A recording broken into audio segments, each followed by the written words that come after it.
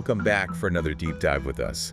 This time we're going to be looking at something that might sound a little bit dry at first. We're talking about scientific consensus, but I swear it's way more interesting than it sounds. Oh, yeah.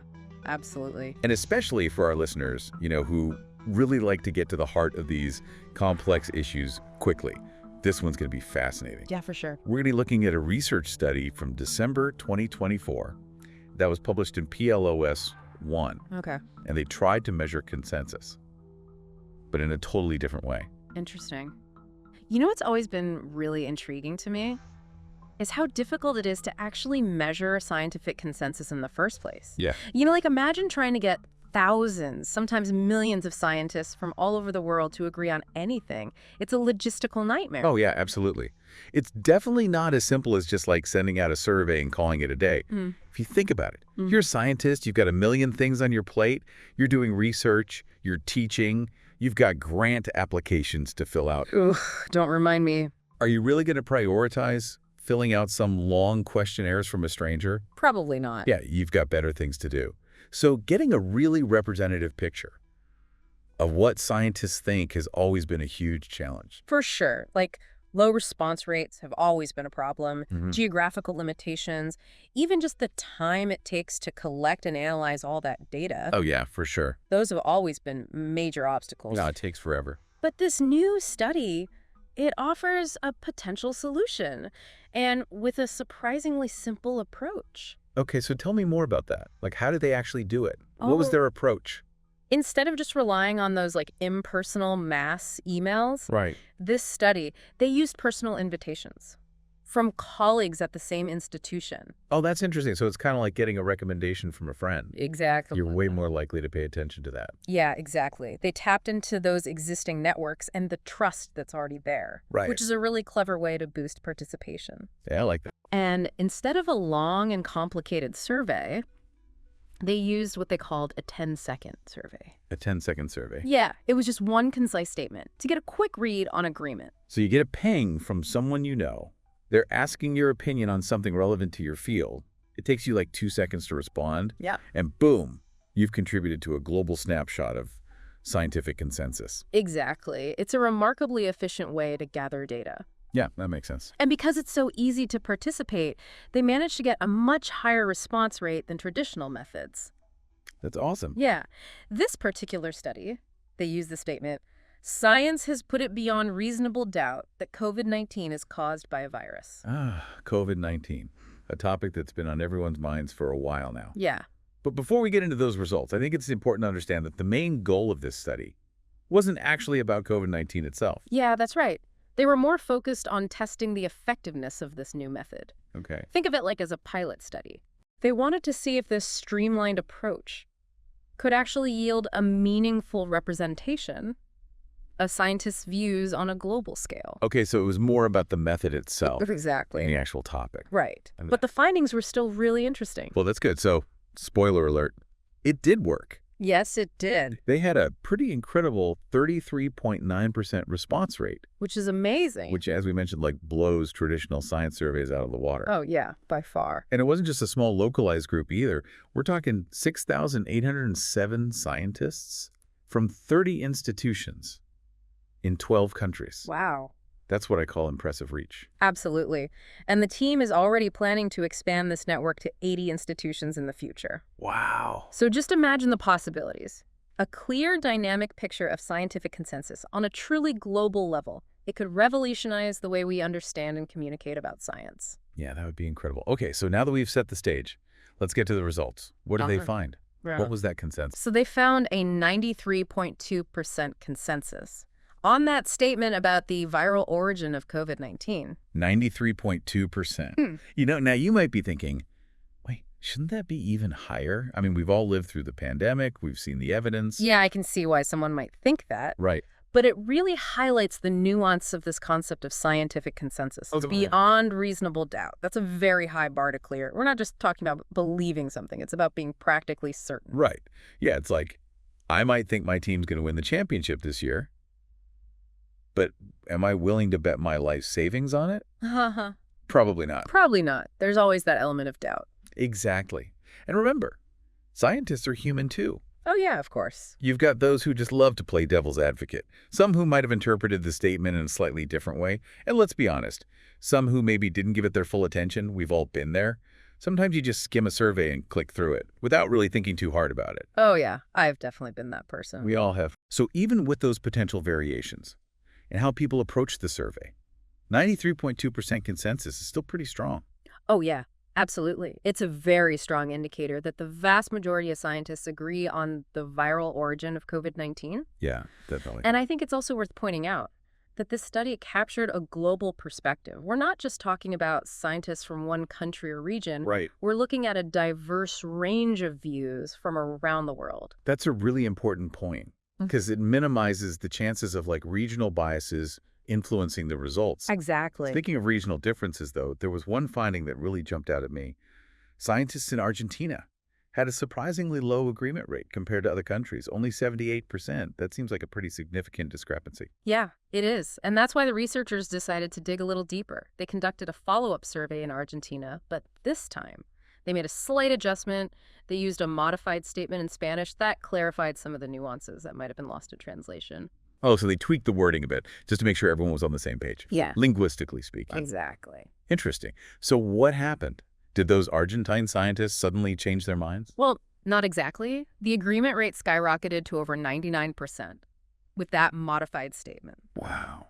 So it seems that the initial lower agreement might have been due to a subtle difference in how the phrase beyond reasonable doubt was interpreted in the Argentine context. Wow, that's incredible. Yeah. Just goes to show that even seemingly simple questions can have hidden complexities, especially when you're dealing with different languages and cultures. Absolutely. It's a great example of why we can't just blindly rely on numbers without considering the context, Right. focusing solely on the percentage agreement, without understanding the nuances of how a question was asked or interpreted, can lead to misleading conclusions. Yeah. It's like assuming everyone defines a spicy dish the same way. What sends one person running for a glass of milk might be perfectly mild for another. Haha. And this brings us to a broader point about how we interpret and communicate scientific consensus.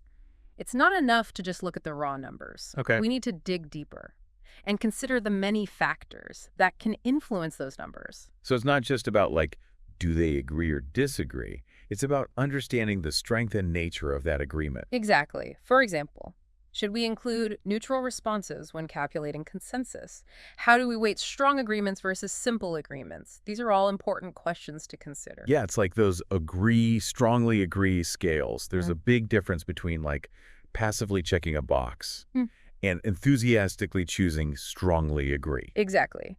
So when you come across a statement about scientific consensus, don't just take the percentage at face value. Right. Think critically about what that number represents. What would you consider a strong consensus? And what factors might be influencing that number? That's a great point. Now, this whole conversation about consensus leads to another crucial point. This new method could be a game changer in the fight against false balance in science reporting. Ah, yes. False balance. This is where the media presents both sides of a scientific issue as if they hold equal weight, even when the evidence overwhelmingly supports one side. Right. It's like saying, well, some people think vaccines cause autism and some people don't, so let's just present both sides as equally valid. But that's incredibly misleading because the scientific consensus on vaccine safety is overwhelming. Exactly. And this false balance, it can have real-world consequences because it creates confusion and doubt in the public's mind, even when the science is clear. Right. People don't know what to believe. So how does this new method help combat that problem? Well, by providing a more robust and transparent way to measure consensus, we can show the public just how strong the agreement is on certain issues. Okay. For example, even with a 93% consensus on the viral origin of COVID-19, there are still some dissenting voices out there. Right. There are always going to be outliers. Exactly. Their numbers are tiny compared to the overwhelming majority who agree. Precisely. And this new method allows us to put those dissenting voices into perspective. Just because a handful of scientists disagree doesn't mean the science is unsettled. Yeah, it reminds me of the debate around climate change. You'll occasionally hear someone say, well, some scientists don't believe in climate change, as if that somehow invalidates the overwhelming consensus among climate scientists worldwide. Yeah, that's a perfect example. Imagine someone manages to find 1,000 scientists who don't believe in human-caused climate change. It might sound impressive at first. Right. But if you're talking about tens of thousands of climate scientists globally, that 1,000 becomes statistically insignificant. Right. It's like finding a handful of people who still think the Earth is flat. They exist. But their beliefs don't change the reality that the Earth is in fact round. Exactly.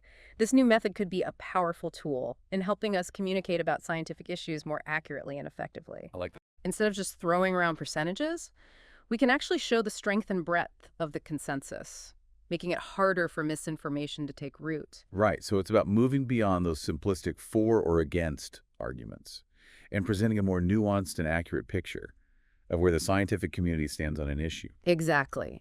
So it's about moving beyond those simplistic for or against arguments and presenting a more nuanced and accurate picture of where the scientific community stands on an issue. Right. It's not just about are you with us or against us. It's about acknowledging that there's a spectrum of opinions and understanding where the majority lies. Yeah, and this study does a great job of highlighting that. This has been a really eye-opening look at how we understand and communicate scientific consensus. It's not just about taking a poll and seeing who agrees with what. There's so much more nuance and depth to it than that. Absolutely. Yeah. And I think the key takeaway here is that simple numbers don't always tell the whole story. We need to be critical consumers of information, especially when it comes to scientific claims. So what does this all mean for our listeners? How can they apply this knowledge in their daily lives? It's about empowering yourself to think critically and ask the right questions. When you encounter a headline about a new study or someone claims scientists agree on something, don't just take it at face value. Dig a little deeper. Look for the evidence behind the claims. Be a detective for the truth. Right, exactly. What's the sample size of the study? Was the methodology sound? Are there any potential biases at play? Don't just accept things blindly, you know? And remember, scientific consensus doesn't mean silencing dissenting voices. It's about understanding where the weight of evidence lies and recognizing that the vast majority of experts agree on a particular issue. This deep dive has given us a whole new appreciation for the complexity of scientific consensus.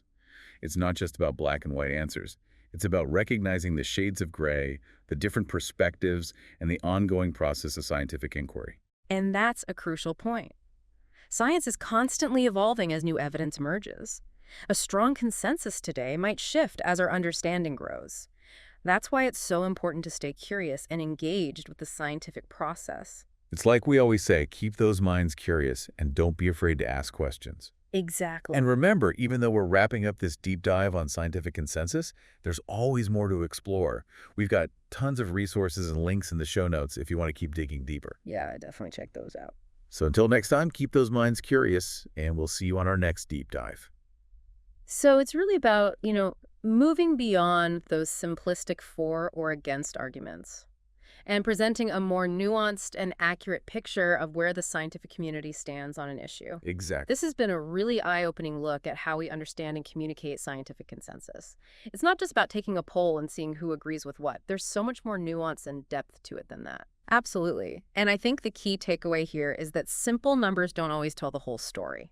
We need to be critical consumers of information, especially when it comes to scientific claims. So what does this all mean for our listeners? How can they apply this knowledge in their daily lives? It's about empowering yourself to think critically and ask the right questions. When you encounter a headline about a new study or someone claims scientists agree on something, don't just take it at face value. Dig a little deeper. Look for the evidence behind the claims. Be a detective for the truth. Exactly. What's the sample size of this study? Was the methodology sound? Are there any potential biases at play? Don't just accept things blindly. And remember, scientific consensus doesn't mean silencing dissenting voices. It's about understanding where the weight of evidence lies and recognizing that the vast majority of experts agree on a particular issue. This deep dive has given us a whole new appreciation for the complexity of scientific consensus. It's not just about black and white answers. It's about recognizing the shades of gray, the different perspectives, and the ongoing process of scientific inquiry. And that's a crucial point. Science is constantly evolving as new evidence emerges. A strong consensus today might shift as our understanding grows. That's why it's so important to stay curious and engaged with the scientific process. It's like we always say, keep those minds curious and don't be afraid to ask questions. Exactly. And remember, even though we're wrapping up this deep dive on scientific consensus, there's always more to explore. We've got tons of resources and links in the show notes if you want to keep digging deeper. Yeah, definitely check those out. So until next time, Keep those minds curious, and we'll see you on our next deep dive.